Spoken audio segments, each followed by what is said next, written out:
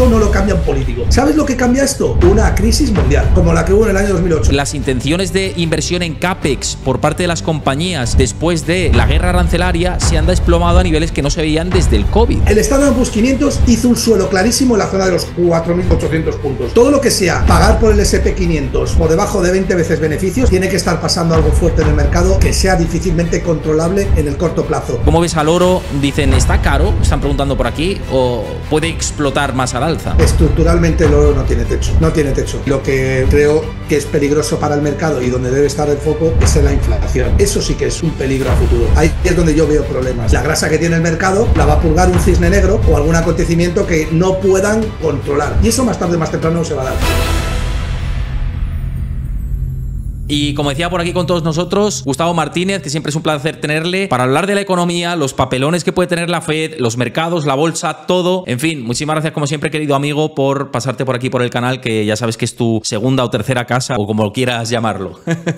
Muchas gracias, Héctor. Es mi segunda casa, sin duda, ¿no? Y nada, muchas gracias a toda tu audiencia, que es demasiado cariñosa, más de lo que yo me merezco conmigo, y siempre es un placer venir a tu canal por eso, ¿no? Y un saludo a todos los oyentes, al comunista, al rojero, ¿no? A Paz. Y nada, y encantado de estar aquí y vamos a pasar un buen rato, ¿no? Claro que sí, sí, sí. Oye, recordaos también que si veis esto de YouTube, tardáis nada en dejar vuestro like si os gusta el contenido y las charlas que tengo por aquí, los análisis también que hago en solitario. Dejad vuestro comentario de qué os parece, lo que vayamos comentando. Siempre vuestros comentarios suman y, por supuesto, suscribíos al canal, que así hacemos más grande la familia. Bueno, dicho un poco todo esto, parece que estamos como en semanas de transición, con algunos datos que apuntan a cierto positivismo o tranquilidad en el corto plazo, otros que no tanto, otros que apuntan a que puede haber reaceleración en la inflación, otros que no. No sé, hay mucha disparidad de datos, no sé cómo lo estás viendo y sobre todo de cara a la Fed, ¿puede tener papelón la Reserva Federal los próximos meses de hasta qué punto puede bajar los tipos de interés? Bueno, entonces, por estructurar la pregunta, la primera pata, pues lo veo exactamente igual que tú, Héctor. Ahora mismo es muy difícil saber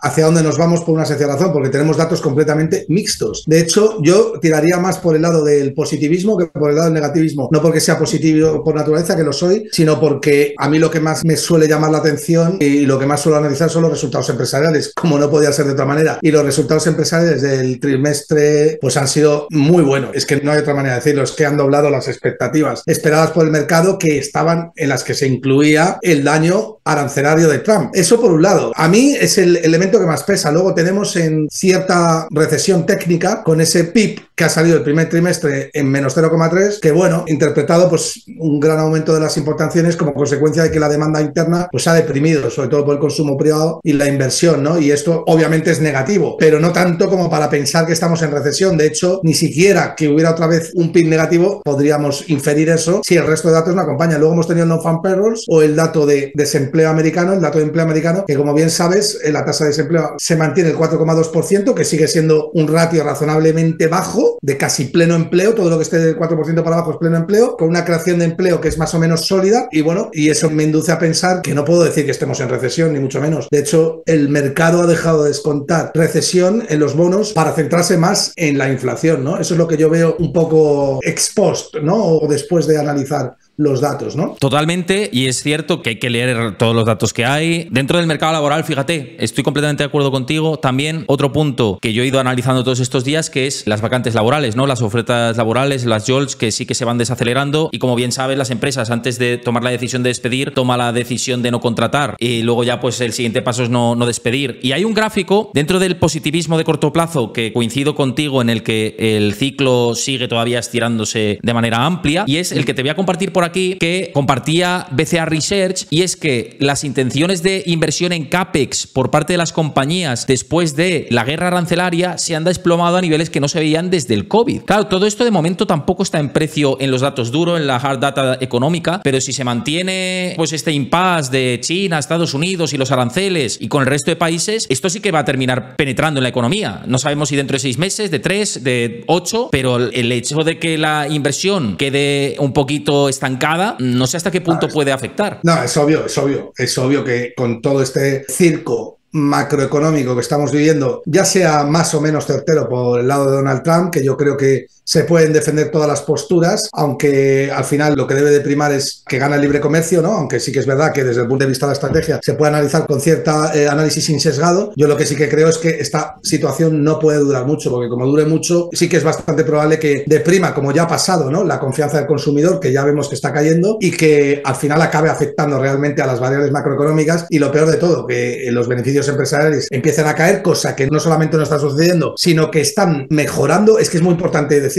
los beneficios empresariales están doblando expectativas es tremendo, en el Q1, con lo cual es que mientras que eso suceda, todo lo demás no vale para nada. Quiere decir que las empresas siguen incrementando beneficios, siguen haciendo acopio de inventarios, siguen contratando gente. Parece que estás lejos de tener una recesión, pero sí que es verdad, Héctor, que claro, como empieces a poner impuestos, que es lo que dijo Trump que no iba a hacer, porque lo que dijo es que iba a bajar impuestos, y lo que ha hecho es la mayor subida de impuestos de la historia, ¿no? Con esos aranceles, pues entonces sí que puedes, con eso y con inflación, pues imagínate hacia dónde podría ir la macroeconomía. Aunque yo no lo veo, yo soy optimista en ese sentido, ¿no? Y en el tema de los bonos, de nuevo el repunte de las tires, el bono de 10 años está en el 4,35% en estos momentos, que bueno, no es una zona de quizá de preocupación extrema, pero es cierto que parece que se alcanza un suelo de corto plazo y que incluso ha empezado a repuntar en las últimas jornadas. ¿Crees que esto viene más por, decías, expectativas de inflación? ¿Piensas que viene por ese lado, por el lado de que ahora lo que se descuenta es igual que repuntan los precios algo? Sí, sin duda. O sea, es que fíjate, de hecho no hemos tenido casi, los bonos apenas han recogido recesión en toda esta guerra. Tú fíjate, si es que si leemos el movimiento, lo hablaba yo el otro día con Rayo, porque había una especie de debate metido en el mercado, ¿no? En el cual decían que no había servido para nada, pero porque las TIR de los bonos se habían deprimido mucho, pero es que no es cierto. Realmente, salvo cuando hubo la volatilidad extrema con un VIX que se fue por encima de 40, cuando Donald Trump anunció las famosas tablas, aquellas que salió, ¿no? De todos los aranceles que iba a poner, el bono a 10 años se fue a 3,80. Hizo un suelo, un 3,80, significa que el precio del bono ha aumentado mucho, es decir, que ha ido mucho dinero a refugio, al papel americano, que es lo que se considera el activo más libre de riesgo de la economía. ¿Qué pasa? Que justo hace 3,80 la tira ahí, y a continuación se va inmediatamente al 4,4 aproximadamente, que sigue siendo mucho más bajo de como estaba antes de empezar la guerra arancelaria, que estaba en el 4,80. Entonces, mi lectura fue clarísima. El dinero ha entrado y ha salido a la par que el mercado ha visto que el Standard & Poor's 500 había hecho un suelo. O sea, el Standard & Poor's 500 hizo un suelo clarísimo en la zona de los 4.800 puntos. Todo lo que hubiera sido perforar los 4.800 puntos hubiera sido un agregado de riesgo no descontado por el mercado, que yo creo que estaría lejos de todo este circo arancelario, sino que hubiera respondido a otras cuestiones. Porque, joder, Héctor, ver caer un 20% el Standard & Poor's 500 en 3 días, como vimos, o sea, estamos hablando de la mayor caída consecutiva en 3 días que se había dado en los últimos 40 años. Eso es un caramelo para cualquier inversor. Sí. O sea, tú piensas que estamos hablando de empresas de muchísima calidad, que estamos hablando de la tecnología pura y dura, estamos hablando de todo el aparato industrial, estamos hablando de todo el sector del petróleo, todo. O sea, estamos hablando de las mejores industrias a 20% más barato, así, por arte de magia, por una circunstancia cuyo status quo es más o menos claro. Es decir, no hay lugar a cisnes negros. O hay aranceles o no hay aranceles. No hay sorpresa. Por tanto, tienes capacidad como para poner en precio todos los escenarios posibles. Si hay aranceles y duran más de lo que deben durar, pues ¿a cuánto estoy dispuesto a pagar por el Standard & Poor's 500? Pues quizás en lo que esté cotizando actualmente, ¿no? Una cosa, Gustavo, para ti, quebrar ese suelo de los 4.800 puntos, ¿qué supondría? ¿Qué tipo de noticia, qué catalizador adverso tendría que darse para que ese suelo se perforara? Porque parece que ese suelo es el peor incluso escenario de los aranceles anunciados el 2 de abril, ¿no? Sí, ese suelo no puede perforarse por una razón política que esté más o menos bajo control. Es decir, al final, la situación de los aranceles es una situación que, en mi opinión, tenía un status quo definido, con probabilidad de irse a mejor, probabilidad de irse a peor, pero lo tienes definido. Por tanto, digamos que en el diagrama de barras en el cual tienes lo que sé que sabes, lo que sabes que no sabes, lo que no sabes que sabes y lo que no sabes que no sabes, tienes más o menos limitado cuáles son todos los escenarios. El problema está en que de 4.800 para abajo, para cazar eso todavía más barato, tiene que darse algo que puede estar relacionado con los aranceles o no, que el mercado no haya descontado. Y yo te hablo, pues a lo mejor de algún tipo de quiebra, una inflación disparada en ese momento. Imagínate que sale un dato de inflación, como estamos ya, en un 6%, pero que es la de la economía real, pero que sale, ¿no? O que el petróleo se va por encima de 70-80. Añádele a eso una recesión que están descontando los bonos. Entonces te metes en una estanflación de libro y claro, ahí sí que es una situación en la cual el mercado empieza a vender porque sí que descuenta con cierta vehemencia que los beneficios empresariales van a caer. Lo que pasa es que, claro, ves la temporada de resultados y ves estos beneficios empresariales y ¿quién coño te va a regalar el Standard & Poor's 500? Con esos beneficios estamos hablando de un 12%, en promedio, del doble del 6% que se esperaba. Es que, claro, estás prácticamente justificando un Standard & Poor's 500 en los 5.000 puntos, 5.100, sin tener en cuenta crecimientos futuros. Es decir, todo lo que sea pagar por el S&P 500 por debajo de 20 veces beneficios, esto es un 5% anual, porque yo considero al Standard & Poor's 500 la tasa libre de riesgo, tiene que estar pasando algo fuerte en el mercado que sea difícilmente controlable en el corto plazo. Los aranceles son fácilmente controlables.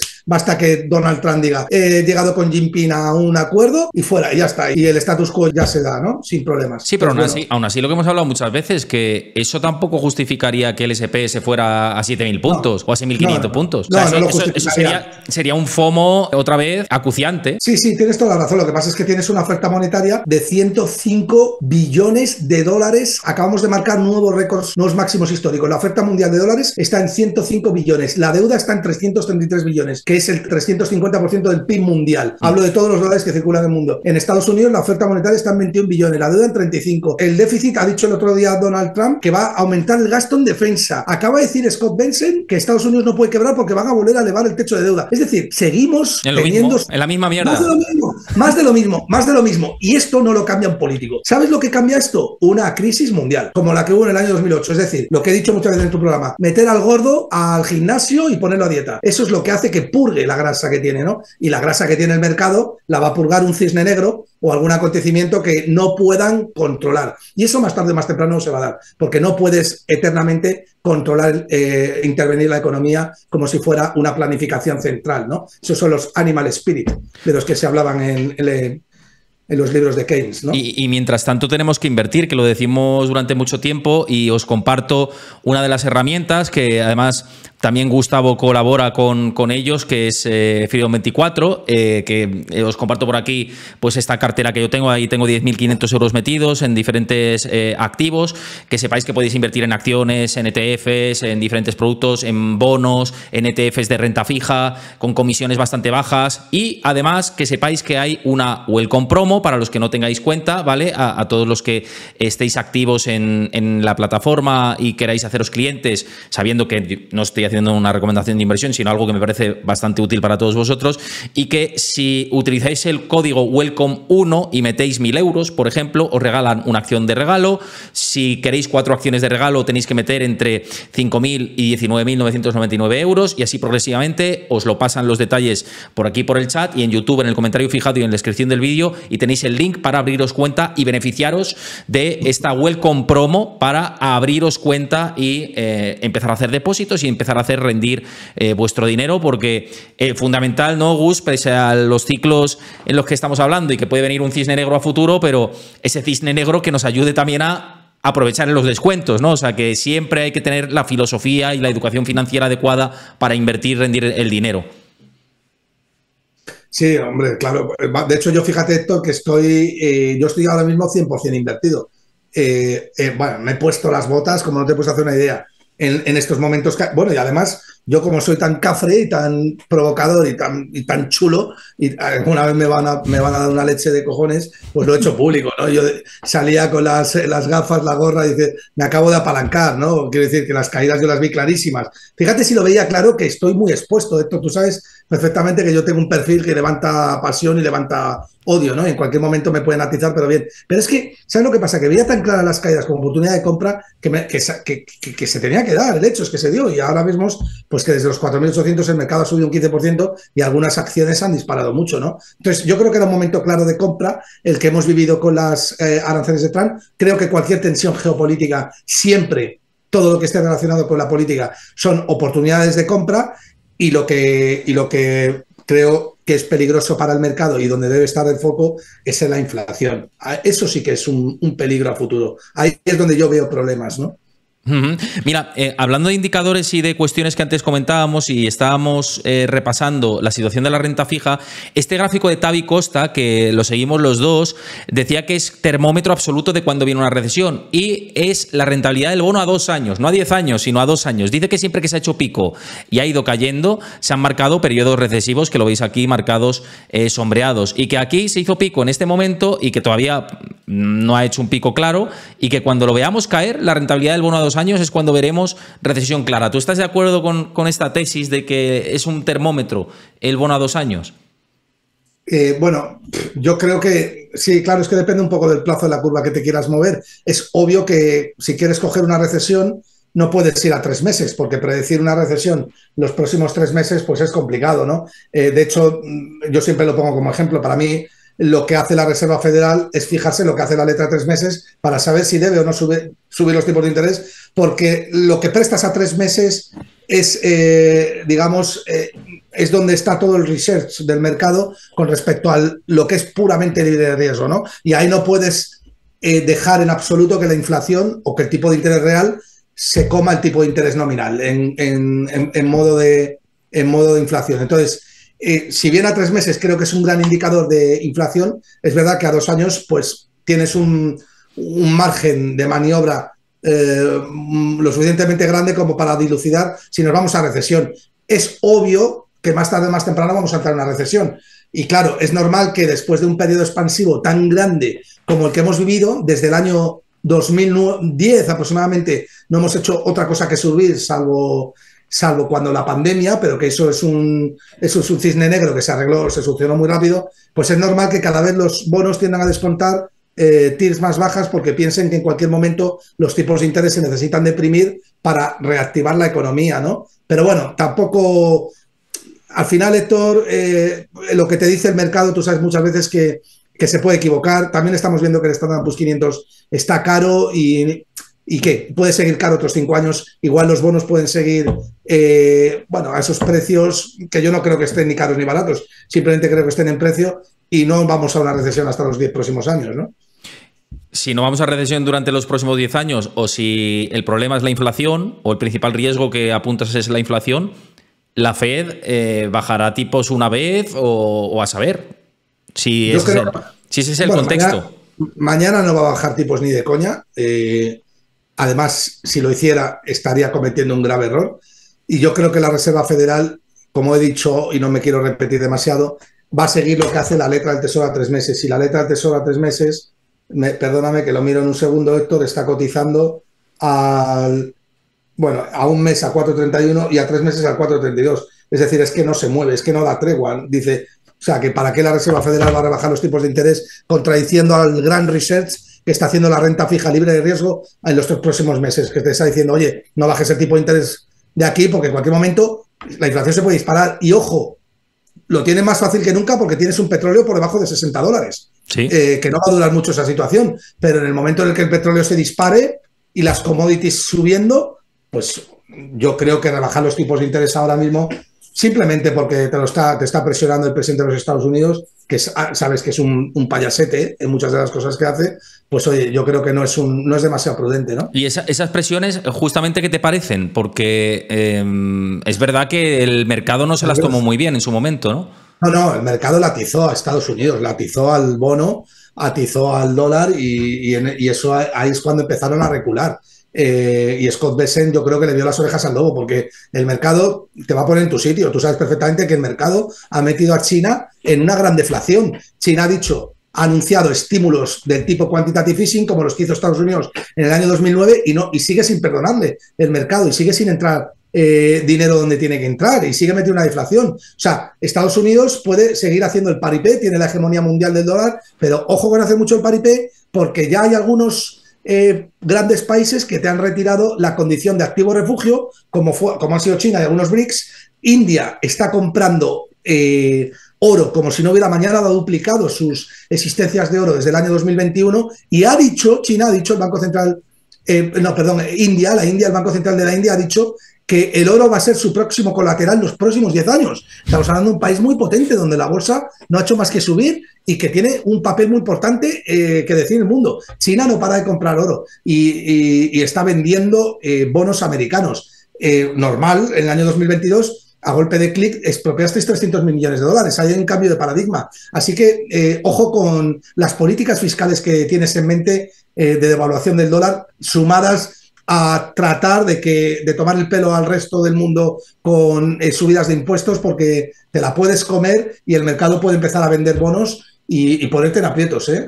Y no te digo yo que parte del movimiento del mercado los últimos meses haya ido en esa dirección, ¿sabes? Fíjate, una parte del movimiento del mercado que nos pone a ti y a mí especialmente felices es el oro, que me lo estaban preguntando por aquí y es un tema que obviamente siempre saco contigo, primero por interés propio, porque yo estoy muy cargado de oro y de plata también, y segundo, pues porque me interesa obviamente saber tu punto de vista, ¿no? Sé que además hace poco en tu canal de YouTube, que invito a todo el mundo que lo sigáis, a Gustavo Bolsa, es el canal de YouTube de Gustavo Martínez, has hecho un análisis de la plata. Yo te lo comenté creo que la otra vez, que estoy empezando a hacer trasvase poco a poco de inversiones que tengo en oro a plata, porque pienso que el ratio gold-silver está desajustado en términos históricos y que debería ajustarse, y por más razones. Pero ¿cómo estás viendo tanto el oro, que tuvo una corrección que era lógica después de la subida, y esa contención también es positiva en mi opinión y seguro que para ti también, pero cómo ves al oro? Dicen, ¿está caro? Están preguntando por aquí, ¿o puede explotar más al alza? No, yo soy alcista en oro. Estructuralmente el oro no tiene techo. No tiene techo. No hay ninguna razón por la cual algún individuo hoy en día deba vender oro. El que venda oro es que no ha comprendido la tesis del oro y perdóname la expresión, pero no tiene ni puta idea de lo que está haciendo. O sea, vender oro ahora mismo es como tirarse desde un avión a 10.000 metros y a mitad de camino a los 5.000 metros quitarse el paracaídas. Que yo he vendido oro, pero para pasar la plata por esa tesis que te digo. Un poquito, no mucho. No, pero que puedes vender un poco, claro que sí, joder, si tienes un 60% de oro y vendes un 20% y tomas beneficios, te digo, ole, muy bien hecho, y compras otras cosas que están baratas. Yo, de hecho, he vendido mineras de oro y tal, pero vender oro ahora es una temeridad completa. Quiero decir, vender tu oro, no vender oro. Pues reducir. Yo creo que es liquidar todo el oro. Liquidar todo el oro. No hay ningún activo, no hay ningún activo tan importante como el oro en este contexto económico, macroeconómico y microeconómico como el que estamos pasando ahora mismo. Es que no tienes un mejor protector tan sólido y tan claramente testeado por el mercado durante milenios. ¿Qué coño haces vendiendo oro en una situación en la cual la oferta monetaria es incapaz de reducirse, en una situación en la cual hay tensiones geopolíticas, en una situación en la cual los bancos centrales estás comprando oro? O sea, estás corto de oro mientras que los bancos centrales están largos de oro. No te digo, y no soy principal fan de los bancos centrales, que me parecen unos pésimos inversores, pero lo que están haciendo ahora tiene una lectura de sensatez tremenda. O sea, que China esté comprando oro, lo único que está diciendo es que los chinos están empezando a ser inteligentes, ¿no? Por primera vez en la historia, porque están fortaleciendo su balance con el activo más importante de los últimos 50 años. Te digo que es el activo más importante porque ningún activo que no produce rendimientos exógenos como el oro ha subido de media un 9%, entre un 9 y un 10% desde el fin del Tratado de Bretton Woods en 1971. Ojo, Héctor, fíjate esta cifra. $35 la onza en 1971, casi $3.500 la onza 54 años después. El oro multiplicado por 100.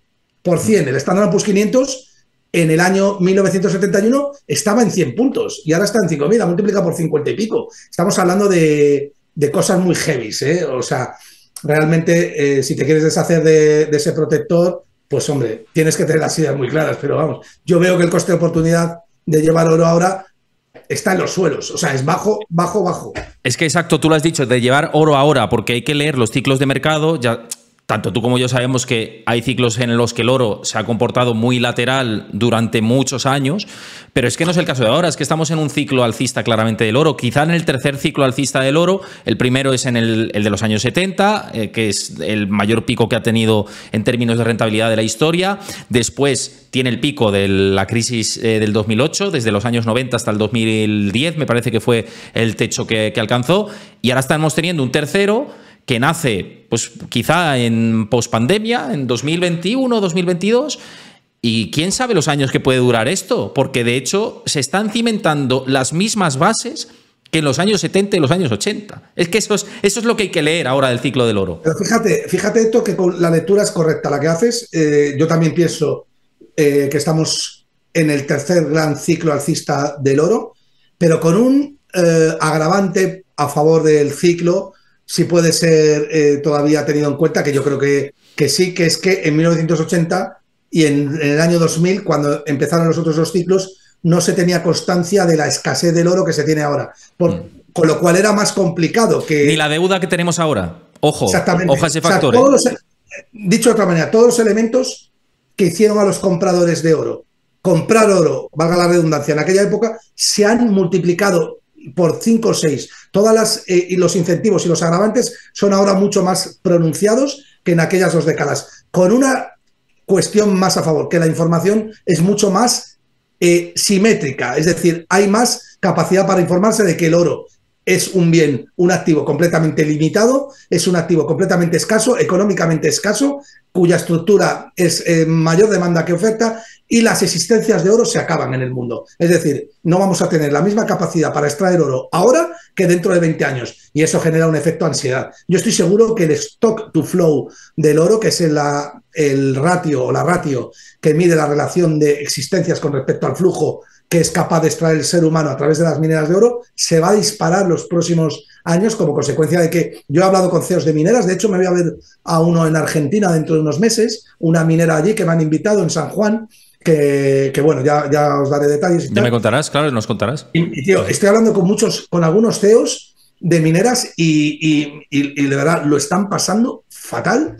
para extraer oro. O sea, han mejorado muchísimo todos en la extracción, en el acierto, en la técnica de extraer, y con todo, cada vez es más complicado extraer oro porque queda menos, porque los accionistas tienen miedo a poner capital en algo tan incierto como es una minera de oro, y donde, por supuesto, las existencias cada vez son menores, ¿no? Entonces, yo creo que llegará un momento donde extraer oro, o el precio tendrá que dispararse mucho para que el WACC compense, o el coste medio ponderado del capital compense la extracción. Es decir, y eso va a pasar más tarde o más temprano.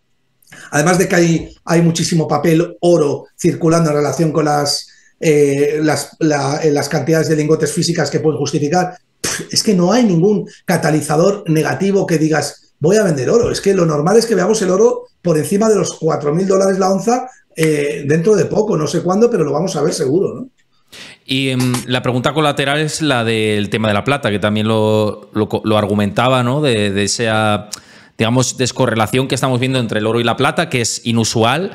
Y había gente que me decía, bueno, pero puede que, claro, que el ajuste sea el del oro y no el de la plata subiendo. Y digo, no has leído bien el ciclo, o sea, que es lo que estabas diciendo tú. Yo creo que el ajuste es el de la plata buscando al oro en algún momento, y ahora está en una zona clave y parece que está muy cerca de pegar el reventón al alza. Veremos si lo termina tirando, pero está habiendo una compresión del precio, si os fijáis, en 30 y tantos dólares la onza de plata y demás, que como reviente el subidón puede ser tremendo, ¿no? Yo, en mi opinión, no sé qué piensas tú. No, yo estoy de acuerdo. Yo creo que la plata sigue al oro, lo ha hecho siempre, y si bien es cierto que lo que ha hecho que el oro se dispare es que los bancos centrales están comprando, y claro, si un 25% de la oferta o la producción mundial de oro, que son 1.000 toneladas, pues prácticamente es explicada por la compra de bancos centrales, pues es normal que haya un gap con respecto a la plata, pero es un gap... Es enorme. Claro. Sí, es enorme. Es tan grande que es el máximo que se ha dado en la historia. Estamos hablando de la ratio oro-plata es de 100, es decir, necesitas una onza de oro para comprar 100 onzas de plata. Por cada onza de oro compras 100 onzas de plata. Yo creo que no es que el oro esté sobrevalorado, porque no lo está, con lo cual es una tesis muy a favor de la plata, sino que la plata está muy infravalorada. De hecho, la media histórica del oro-plata ha sido la relación de que por cada onza de oro podías comprar aproximadamente 45 o 50 onzas de plata. Ese gap lo va a tener que cerrar más tarde o más temprano. Pasa que el problema que tiene la plata es que está muy intervenida por algunos grandes del mercado, como UBS, como JP Morgan. Todo el mundo puede ver que hay grandes contratos cortos de plata que sostienen el precio y que no dejan atravesar determinadas resistencias, como la que estamos viendo en 33, 35 dólares, que es una resistencia clave. Pero si eliminas el efecto volatilidad del dólar y te vas al euro, pues más o menos la resistencia de los 31, 32 euros. En el momento, y ahí es donde tiene el mercado puesta el ojo, en el momento en el que la plata rompa con nitidez los 35 dólares al alza, esto se va a 50. Pero, por un short squeeze, ¿crees que puede haber un short squeeze de manual, no? De hecho, es en la plata donde más puede haberlo, porque la relación de papel plata, qué mal suena, ¿no? Pero suena un poco...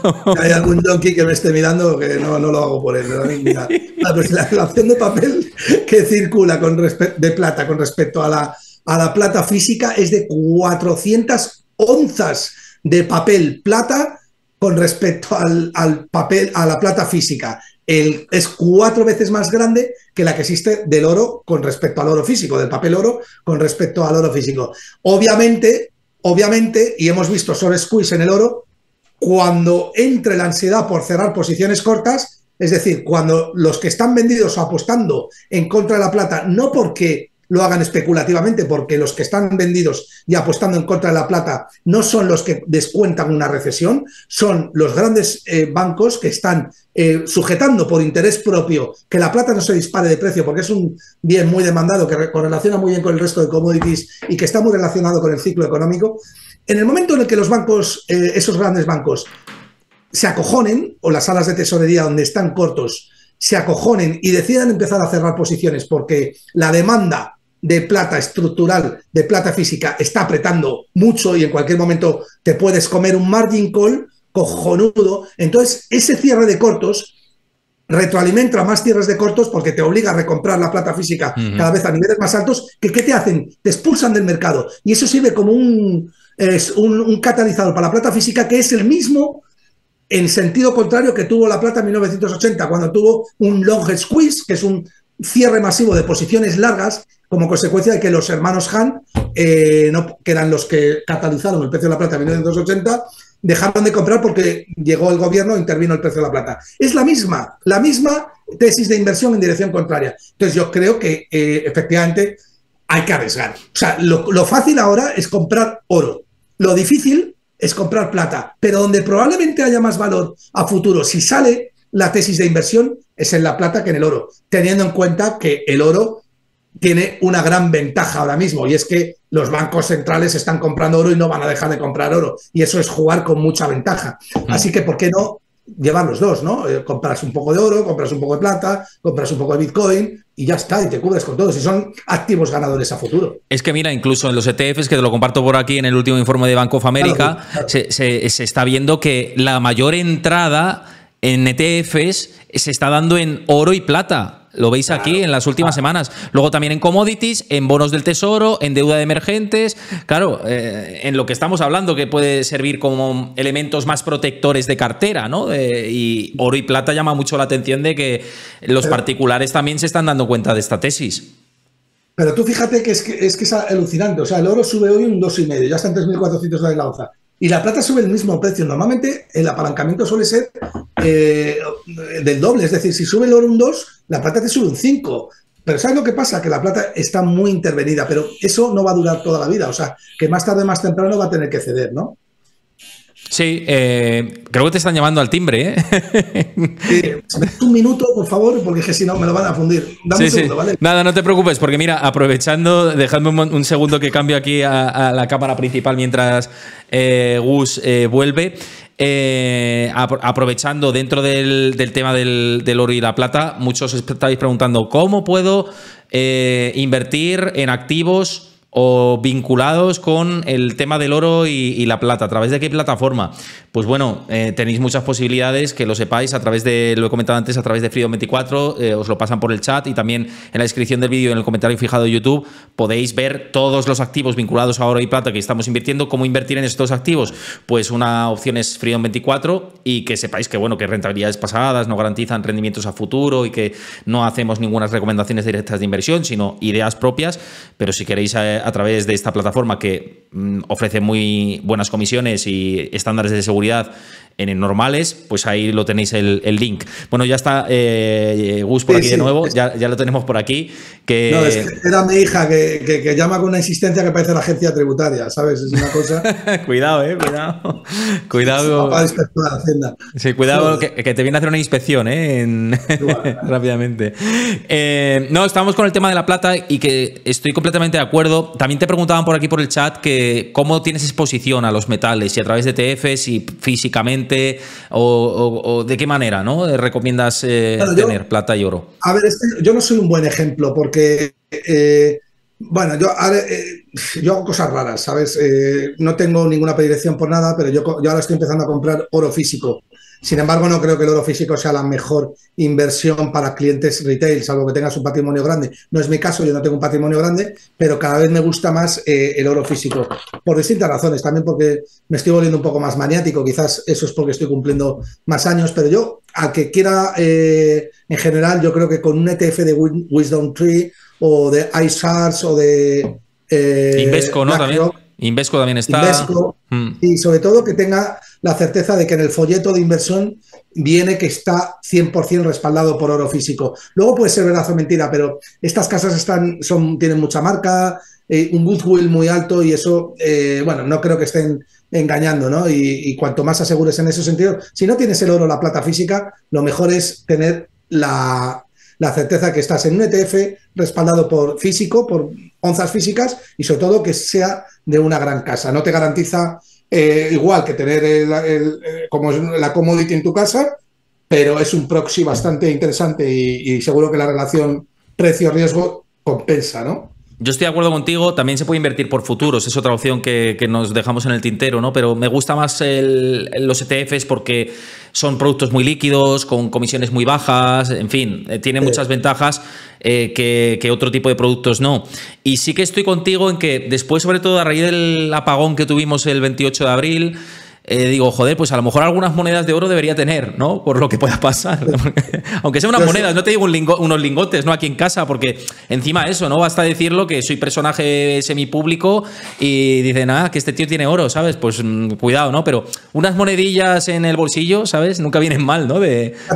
Fíjate, Héctor, que yo puse ahí un tuit un poco polémico, ¿no? En el cual decía, oye, los que tengáis oro ahora, muy bien, los que tengáis Bitcoin estáis jodidos, ¿no? Pero fíjate que muchos siguen sin entender la tesis del oro, ¿eh? O sea, es increíble la cantidad de gente que decía, bueno, no, el oro no es tan importante ahora, en una crisis como esta, el oro es lo que menos importa, pero ¿cómo va a ser lo que menos importe el oro en un contexto donde el dinero solamente puede ser intercambiado de manera física y tienes que seguir haciendo intercambios indirectos, que no es otra cosa que intercambiar un bien presente por dinero, o sea, porque para facilitar el comercio, o sea, es increíble la cantidad de gente que a pesar de que nos lee y nos ve, sigue sin entender cómo se realizan las distintas intercambios, ¿no?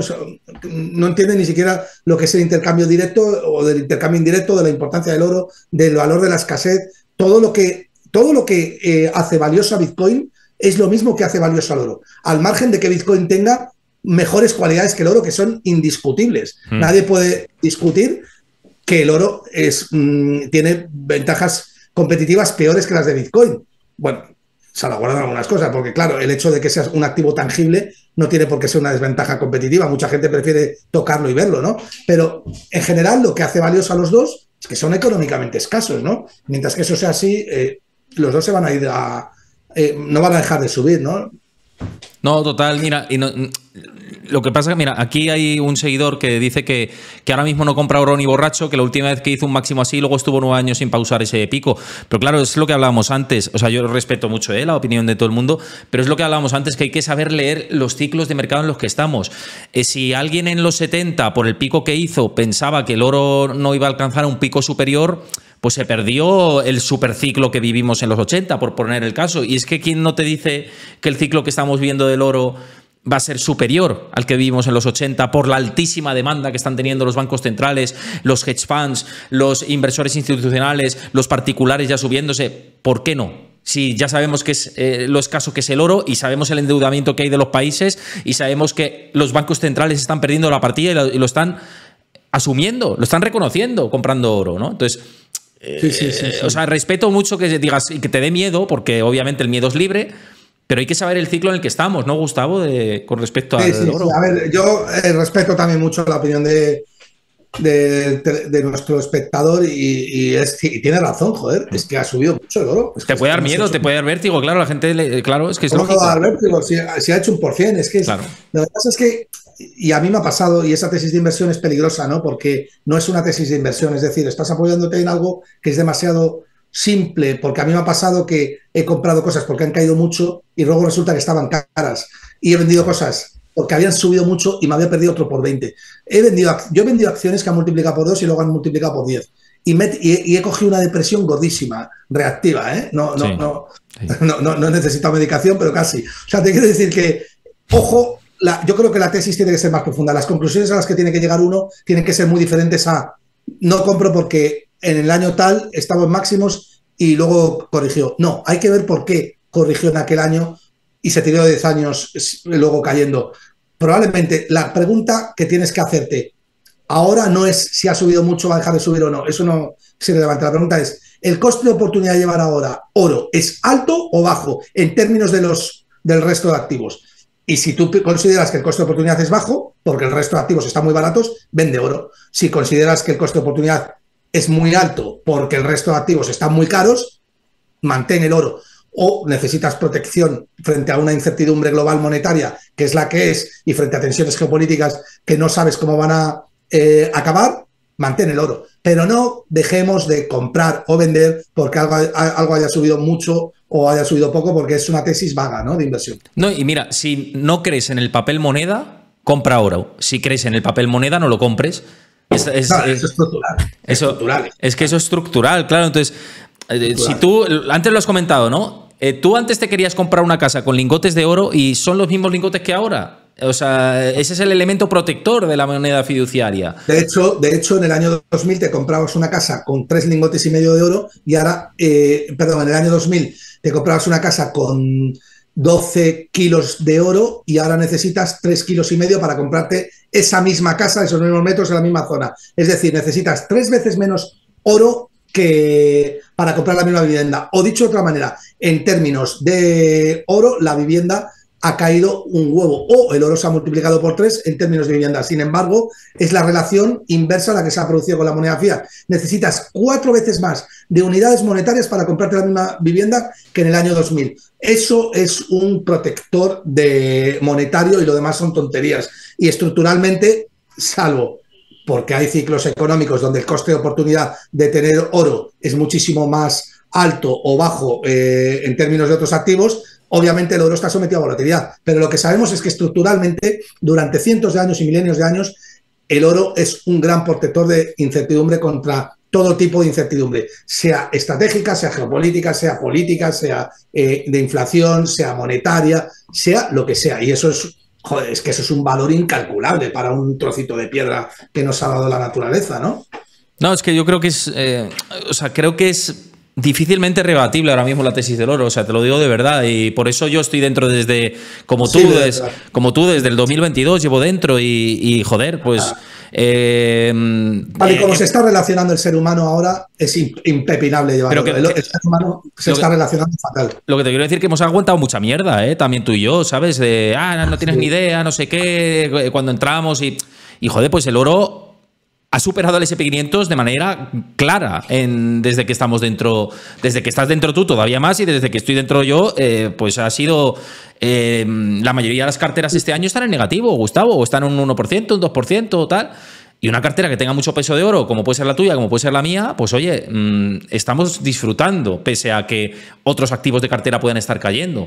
Han aguantado más esta embestida que hemos visto en la bolsa. Y han ganado. Las mineras de oro llevan un 50%. Las mineras de oro están metiendo más de un 50% al Standard & Poor's 500 desde enero, este año. Las mineras de oro. Y subiendo un 40 y pico, 50%. Hay algunas que todavía no terminan de subir, que ya subirán, no me preocupa.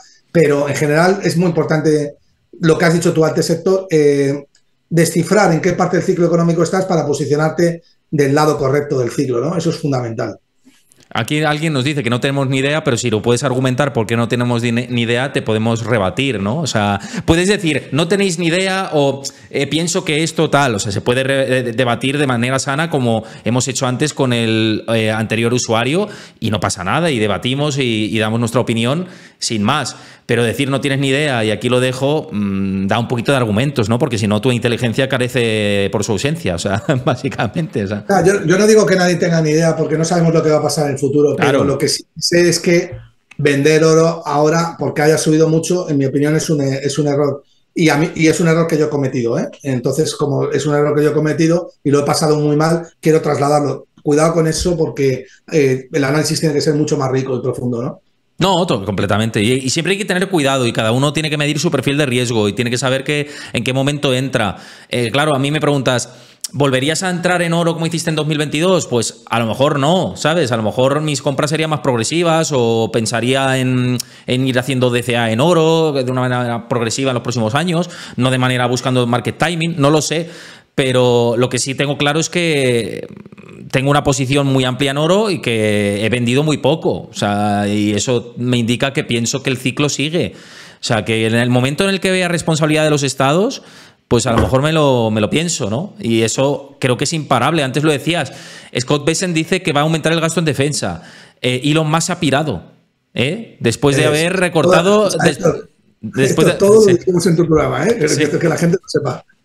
Y espérate que Bessent no se vaya, Cuidado con esto, Porque Bessent no tiene nada que ver con Peter Navarro, que es asesor económico de Trump. No, pero si da igual, Héctor, si da igual. Si al final o te vas o tragas. O sea, si al final nosotros sabemos cuál es el patio. Y el patio es que no vas a poder reducir el déficit salvo que tomes medidas antipopulares. No hay otra.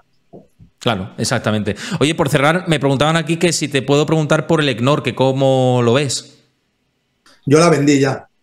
La vendí en 22 o 21 aproximadamente. Bueno, pues yo creo que es una buena empresa, pero que ya no está, ya no veo tanto valor como veía cuando estaba a 9, ¿no? Y realmente pues la quieres llegar. No creo que pierdas desde estos niveles, pero tampoco veo un excesivo.